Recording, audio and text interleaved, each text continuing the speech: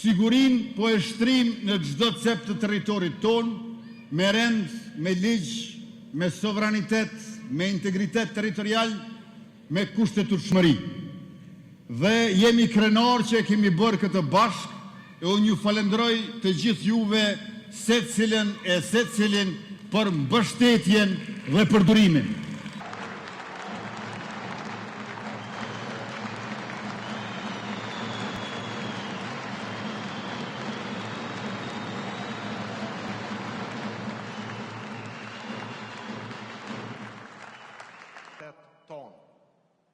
Pro qytetarët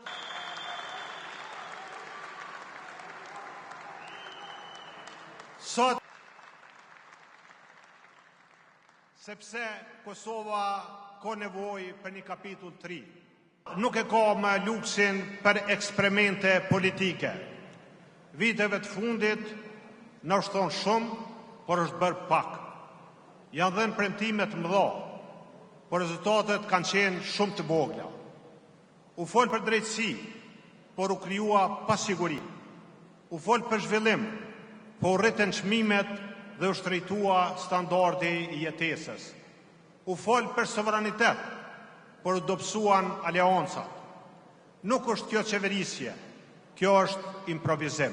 Vim me dije, vim me maturi e me institucione, me vizion të qartë e të guzimshëm. Vim me një traditë.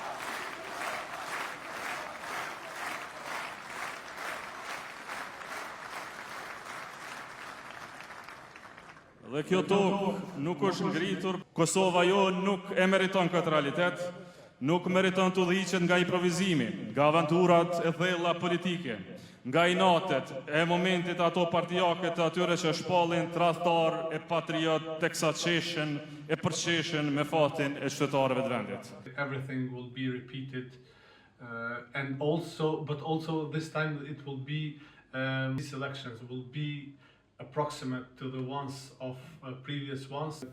The challenges, especially with the dialogue with Serbia.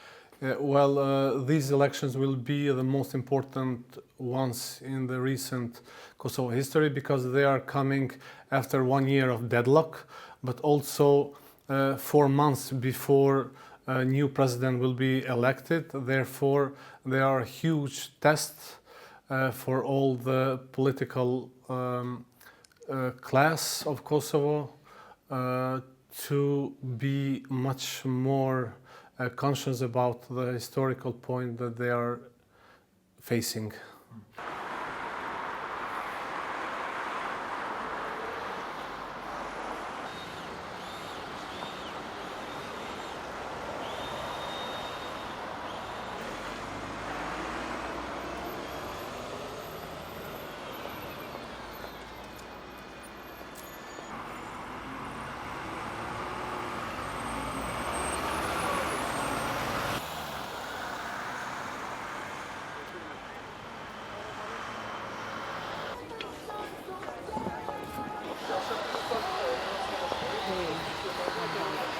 E ka për rinja shkollum të jashtë, që janë shkollu jashtë, e rinja me ka për para, e drejtësia s'ka kërgjë të s'ka. Për rrje spritit me po s'ka gjithë. Njerë për nësë vjenë e rashtet. Pa nuk mendoj që është e mirë që po mohon zgjedhjet ka shpesh. Më e mira është këta me u marrë vesh edhe një qeveri me qëndru do mon këtë gjatë. Tek e funit po del po voton edhe e ka zgjedh njerën se cilë do të me majtë me qëndru në pushtet.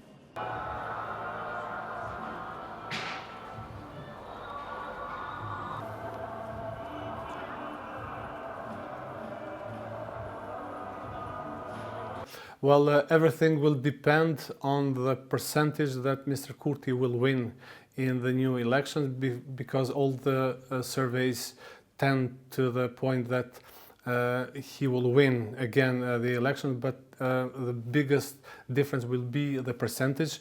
If he wins again around 42%, then all this deadlock will be repeated again, because the gap between Mr. Kurti and other parties is huge, unbridgeable.